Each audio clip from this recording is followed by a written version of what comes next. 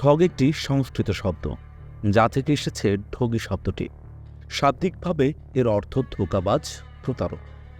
বাংলা অভিধানে ঠগী বলতে বিশেষ শ্রেণীর এক দস্যু দলকে বোঝায়, যারা প্রতীকের গলায় রুমাল বা কাপড় জড়িয়ে হত্যা করে। ঠগীরা ছিল ভারতবর্ষের একটি বিশেষ শ্রেণীর খুনি সম্প্রদায়। এদের মতন নিষ্ঠুর আর নিপুণ খুনির দল পৃথিবীতে শুধু নয়, ইতিহাসেই বিরল। ঠগীরা ১৩ থেকে ১৯ শতকে বাংলা সহ উত্তর ভারতে ত্রাসের রাজত্ব কায়েম করেছিল। কেবল ১৮৩০ সালেই ঠগীরা প্রায় ৩০,০০০ মানুষ হত্যা করেছে। ১৩৫৬ সালে ঐতিহাসিক জিয়াউদ্দিন বারানী লিখিত ফিরোজ শাহর ইতিহাস গ্রন্থে ঠগীদের কথা প্রথম জানা যায়। এই ঠগী শ্রেণীর মানুষেরা উত্তর ভারতে তাদের কার্যক্রম শুরু করে। এরপর বহু শতাব্দী ধরে বংশ পরম্পরায় তাদের এই কর্মকাণ্ড চলতে থাকে। এরা ছদ্মবেশে ঘুরে বেড়াত, পথে যাত্রীদের সঙ্গে বন্ধুত্ব করত, তারপর সময় সুযোগ বুঝে যাত্রীদের মেরে ফেলে সবকিছু লুট করত। ১৭ আর ১৮ শতকের প্রথম দিকে ভারতের পথিকদের জন্য মূর্তিমান এক আতঙ্কের নাম এই ঠগী। কিন্তু বাংলায় তাদের আগমন ঘটে ১২৯০ সালের দিকে। ফিরোজ শাহর ইতিহাস গ্রন্থ হতে জানা যায় ১২৯০-এর সুলতানি শাসনের সময় প্রায় ১০০০ খানেক ঠগ ধরা পড়ে।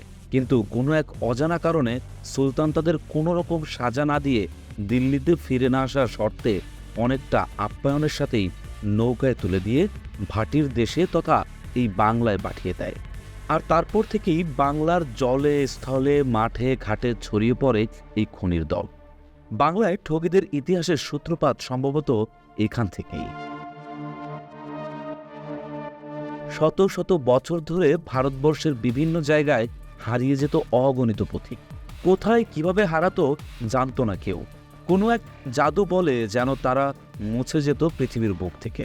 কত মানুষ হারিয়েছিল এভাবে গিনেস বুকের হিসেবে এই সংখ্যা ২০ লক্ষ।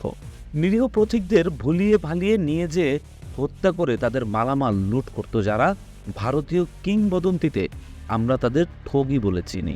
সেই ঠগী যারা ইতিহাসের নিষ্ঠুরতম খুনিদের মধ্যে অন্যতম বলে চিহ্নিত।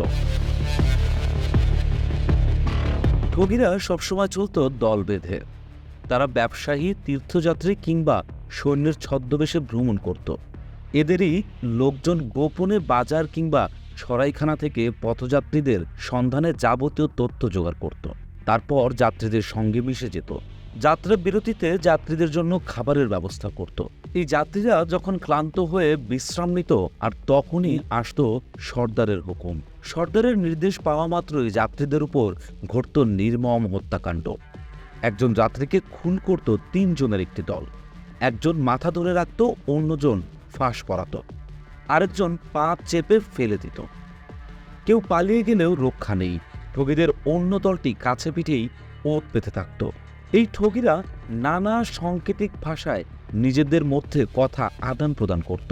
যেমন বাসন মেজে আনার কথা বলার মধ্যে দিয়ে সর্দার তার এক সাঙ্গকে কবর তৈরি করার নির্দেশ দিত। ঝির্নি শব্দে হত্যার প্রস্তুতি আর তামাকুলাউ শব্দের মাধ্যমে হত্যার আদেশ দেওয়া হতো। এই নির্দেশ পাওয়া মাত্রই মুহূর্তের মধ্যেই ফাঁস জড়ানো হতো শিকারের গলায়। যে কোনো সংগঠিত অপরাধী সমাজের মতোই এরূপ নিজস্ব নানা সাংকেতিক ভাষায় ঠগীরা নিজেদের মধ্যে কথা আদান প্রদান করত। গোষ্ঠীভুক্ত না হলে এই সংকেতের পাঠোদ্ধার ছিল অসম্ভব। বিভিন্ন ভূমিকা আর দক্ষতার ভিত্তিতে পেশাদারি শ্রম বিভাজনের কাঠামো তৈরি করেছিল ঠগীরা। দলের সদস্যদের খুবই নির্দিষ্ট সব দায়িত্ব ছিল। সদ্য মৃত মানুষদের কবরের উপর বসত ঠগীদের অমৃতের ভোজ। সেই ভোজ আর কিছু নয়, গুড়ের ভোজ। একলা পথিক পেলেই সাদরে তাকে দলের সাথে ভ্রমণের আমন্ত্রণ জানাতো। তাদের মতে যে একবার এই গুড় খাবে সে ঠগী হয়ে যাবে। ঠগীদের মধ্যে হিন্দু, মুসলিম, শিখ সব ধর্মের লোকই ছিল।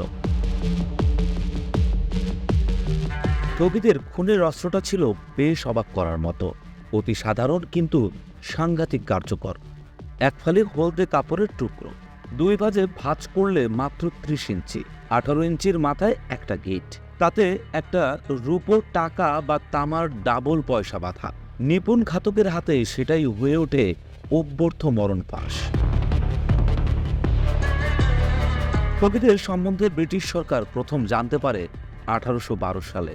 সে সময় গঙ্গার ধারে একটি গণকবর পাওয়া যায়, তাতে 50টি মৃতদেহ পাওয়া যায়। তারপরও বিভিন্ন স্থানে পাওয়া যাচ্ছিল গণকবর। একসময় ব্রিটিশদের বদন্যতায় যোগাযোগ ব্যবস্থার ব্যাপক উন্নতি সাধিত হলে রেল যোগাযোগের ক্ষেত্রে নতুন মাত্রা পায়। ফলে ঠগীদের দৌরত্ব কিছুটা কমতে থাকে, কিন্তু পুরোপুরি তাদের মূলোৎপাটন করা যাচ্ছিল না। ব্রিটিশ সরকার ঠগীদের নির্মূল করার জন্য উইলিয়াম স্লিমানকে দায়িত্ব দেয়। Bengal army officer William Henry Sleeman ছিলেন অত্যন্ত বিচক্ষণ ব্যক্তি। তিনি দেখলেন কিছুতেই অন্যান্য দুষ্কৃতিকারীদের থেকে ঠগীদের পৃথক করা যাচ্ছে না। ঠগীরা নিপুণ কৌশলে অপরাধ ঢেকে রাখছিল। স্লিমান গুপ্তচর নিয়োগ করলেন, গঠন করলেন বিশেষ পুলিশ বাহিনী ও আলাদা বিচার আদালত। পাশাপাশি ঠগীদের অপরাধস্থল বিশ্লেষণ করে তৈরি করলেন মানচিত্র এবং অপরাধের দিন ক্ষণের একটি তালিকা তৈরি করলেন, যাতে পরবর্তীতে হত্যার সময়কাল আঁচ করা যায়। নিজের লোকদের ব্যবসায়ী ছদ্মবেশে অস্ত্রসহ সেসব স্থানে পাঠাতে থাকেন। তারপর 1830 সালে স্লিমানের গুপ্তচরদের ক্ষমতায় ঠগীরা দলে দলে ধরা পড়তে থাকে। এদের কারো কারো মৃত্যুদণ্ড বা কারো যাবজ্জীবন জেল, কারো বা দ্বীপান্তর দিয়ে এদের দমন করতে সক্ষম হন। বাকি যারা ছিল তারা ভয়ে পেশা পরিবর্তন করতে বাধ্য হলেন। ফলে ভারতবর্ষ ঠগীমুক্ত হয়। ঠগীদের দীর্ঘ বিচার পর্বে উঠে আসে নানা অজানা বিচিত্র কাহিনী, যা শুনে সভ্য সমাজের সবাই বাকরুদ্ধ হয়ে পড়ে। ঠগীদের জবানবন্দি থেকে খুনের যে হিসেব পাওয়া যায় তা ছিল খুবই মর্মস্পর্শী। 1933 সালে উইলিয়াম স্লিমানের নাতি জেমস স্লিমানের লেখায় জানা যায়, একজন ঠগী মাসে গড়ে প্রায় 8 থেকে 10 জনকে খুন করত। সেই হিসেবে প্রায় 20 লাখেরও অধিক মানুষ এই ঠগীদের শিকার হয়েছিল বলে অনেক বিশেষজ্ঞদের ধারণা, যা অস্বীকার করার কোনো উপায় নেই।